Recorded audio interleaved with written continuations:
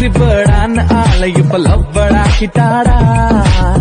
கோவக்கார ஆளதான் இவ குழந்தையாக்கிட்டாடா. ரக்ஷகன் போல இருந்தவன ரப்சர் ஆக்கிட்டாடா. சண்ட கோழி இப்போ பிராய்லர் கோழியா.